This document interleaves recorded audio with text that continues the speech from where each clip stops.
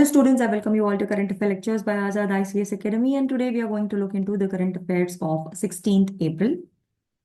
So before we start with the current affairs of 16th April, we'll also see the question that we discussed yesterday. What are photons used for in the silicon photonics? See, photons, basically, please know the meanings here. Photon means light. Okay. So here, this is something that we need to understand, right? And electrons basically means electricity. So in electricity, electrons will flow, and in uh, photons means light is in the form of energy, right? So to carry information more efficiently than electronics, right? So it's not to cool down the computers. To cool down the computers, we'll have small fans. They are not used as a modulator socket, and they are not used as a storage battery, because for batteries, we use some other, elements or some other electronic components, but not the silicon photonics. The photon basically is used to carry information more efficiently than that of electrons. And we have seen that the light can carry more amount of data and more amount of information. So to carry more information efficiently than electrons is the right answer when it comes to the photon, right? So today we are going to discuss a little bit about regulation of AI in India, a very important editorial that we have for today, right? And what is it all about? It is regarding science and technology. AI is something that is always there in news, and AI and agriculture are certain things that UPSC also keeps asking questions on. So please try to have all the information regarding AI. The approach to regulate AI in India. So we have to make sure that the artificial intelligence that we have is to be regulated. So India is rapidly adopting AI, but lack of formal national strategy or regulatory framework. See, we are, using AI every now and then, but how do we regulate it? How do we, use it properly is something that is not having a proper strategy in our country, and that is not a good thing. And we need to have a proper regulatory framework also.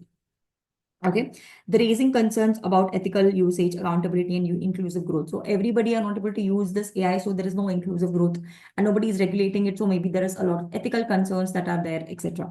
So the governance and regulation of artificial intelligence have garnered significant global attention over past years. While discourage has recently shifted from focus on social safety, inclusivity, and human rights towards protesting innovation and economic prosperity. Only few countries or regions have a far introduction laws to regulate AI. So these countries include China, European Union, Canada, Korea, Peru, US. Although US President Donald Trump has now revoked from former President Joe Biden executive order related to utilization of AI, several countries such as UK, Japan, Brazil, Costa Rica, Colombia, and Pakistan have drafted bills awaiting for their respective legislative assemblies. So here in so far scenario, the people who have already implemented and the people who are going to implement, they are mentioning about it. India is not doing anything so far that is mentioned in this particular article, right? So we have to understand that there are so many things that other countries are doing, but what about India? More common approach globally has been the publication for the policy and strategy documentation that outlines the country's intentions, plans, budget, and roadmap for leveraging AI to foster socio-economic development, while ensuring that these result in inclusive growth, ethical, and sustainable. About 85 countries and African Union has published some national AI strategy documents as well. So let us see what is it all about. Okay.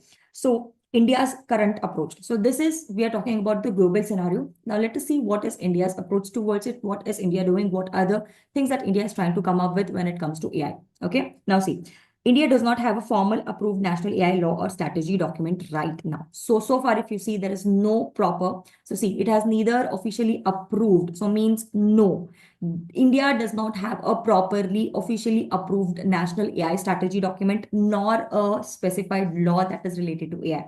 We have seen a lot of laws that are coming up, but there is nothing that is talking about artificial intelligence. Instead, it is focused on resource on government missions designed to support the development and adopt of AI. So mostly you can see that it is focusing on supporting AI development through AI initiative or India AI initiative. So we have India AI initiative, and through this it is only trying to support.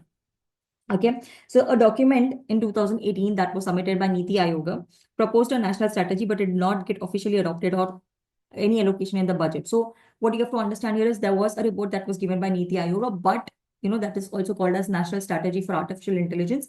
This has not got any official stance, or it has not got any official budget allocation to development of this AI.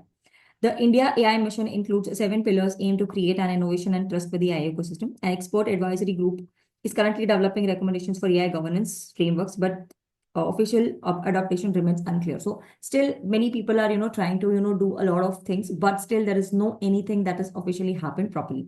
So we have an advisory group who is doing this, but again, there is no official things that are mentioned. It's very, very unclear when it comes to these things, right? Now, what are the things that we can do if you want to, strengthen this? See, strengths and gaps that we have in India. India's flexible approach allows us room for adopt the changes because it is not, making any restrictions. So we can adopt flexibly, use it in politics, public sentiments, etc. But however, this flexibility comes with major drawback, and that is no clear vision, no roadmap, okay, for implementation of goals, etc. The absence of unified strategy leads to reactive efforts that may rely on individual leadership.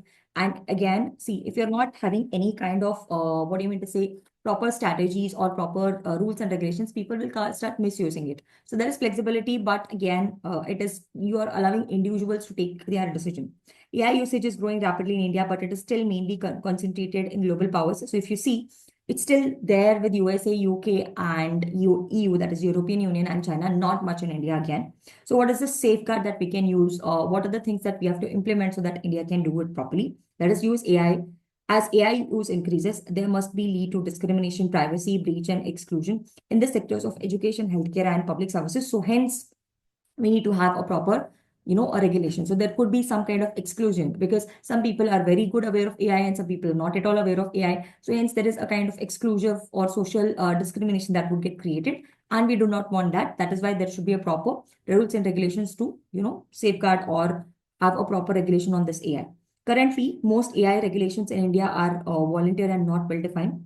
Okay, AI generated content is already causing social unrest in India, highlighting the urgency of clear regulation. So anything that is used, AI may not be appropriate, but still that is, floating in social media. So that's not good as well. So hence, what we need to do, learnings that we have to understand. Countries have followed different models of AI regulation. Okay, the US follows decentralized specific, sector specific, while China has separate laws for AI.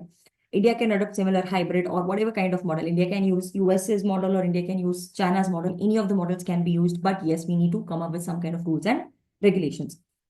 Creating an AI policy could be a first step. Okay, a clear AI policy should outline India's vision. So, what is India wanting from AI? This is something that a proper documentation or a proper advisory committee that is there should work on these lines. Okay, public discussions must also must start so that there is transparency and accountability when it comes to implementing AI rules. Right. So we have seen what are the issues that can happen with AI, and we have seen what are the suggestions and why this kind of suggestions are required. I've been discussing about this also. Now we have a next important topic that we have is Operation Chakra 5. Okay. So CBI gets a hold of four kingpins in digital arrest frauds. So this is again related to, it is a Chakra. I mean, Operation Chakra is a national-wide initiative launched by Central Bureau of Investigation. Okay, they have arrested four people to combat cyber-enabled finance crimes. So nowadays, at least, whenever you call somebody, you see that you can call 1930 because there is a lot of fraud that's happening, especially online fraud that's happening and the financial frauds that are happening. So similarly, Central Bureau of Investigation has arrested four people, okay, two from Mumbai and another two from Uttar Pradesh are allied involvement in digital arrest fraud. Okay, so they have done a lot of arrest fraud. Now let us see what is this. Okay, it targets major cybercrime involving in digital fraud, data theft, and online scams. So they are digital fraud, as in not just financial fraud, but also digital fraud, as in digital arrest fraud is nothing but you are trying to steal somebody's digital data, something like that. And you're doing online scams, often operated from multiple locations across India. So it is very difficult to track because you cannot identify where they are located in all across India as well. The operation includes coordinating searches, arrest, and seizure of digital evidences from the suspect involved in cybercrime. So we will seize all the data that is there so that we identify what kind of data is being, what kind of data the fraudsters are taking in. The operations also focuses on crimes like digital arrest fraud, where victims are extorted under psychological pressure. Okay. The initiative involves collaboration with state policies and advanced technologies, right? And it is, this is what they're trying to do. So they are kind of, making in allies with the normal state policies also, so that the investigation techniques happen. It promotes public awareness and encourages reporting of cyber crimes via cyber helpline number as well, right? So like this, what they're trying to do is they're trying to identify what are the different types of cyber crimes that can be done and how can we stop them as well, right? So here you need to understand In his, I mean, he's talking about Narendra Modi ji. In his Man Ki Baat addresses last October, Narendra Modi ji has cautioned people against digital arrest fraud, becoming committed to scams, victims, and hard-earned money, and asked them to report such a case to cyber helpline number, and that cyber helpline number is 1930. See, you have seen that we have seen such a kind of incidents that, we're getting a video call from the CBI, or they say that we are from some department, and they say that we have got drugs in your in the name of you, and etc. And then all of that basically happens. All this such things are happening. So that is why you can see that whenever you give a call, that if you are getting call from anybody, please do not get scared, and you can call us on 1930 and report. This is from Ministry of Home Affairs, and all of this basically is happening because a lot of cyber crime is happening nowadays. In this scam, the fraudsters make a phone or video call to the prospective targets, posing as official and various law enforcement and regulatory agencies such as RBI. No RBI will call you, no police will call you. If you have anything, they'll directly come to your house with a warrant. Nobody will give you a video call or something like that and do anything as such. So don't get offended or don't get scared when you are getting such kind of things. Okay.